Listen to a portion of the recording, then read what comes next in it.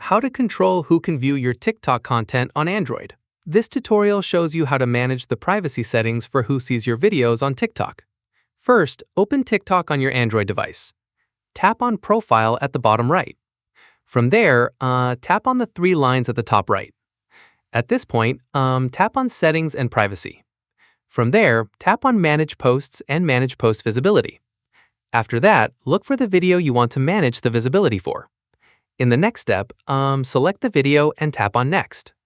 From here, choose who can view that particular video: everyone, friends, or only me.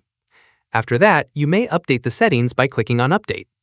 Keep in mind, switching your account to private will hide all your existing videos from non-followers immediately, so make sure this is the setting you want before applying it broadly.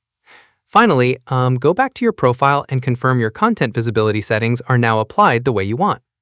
And that's it. If this guide helped you control who can view your TikTok content, give it a like, subscribe for more Android tutorials, and tap the bell icon for updates. See you in the next one.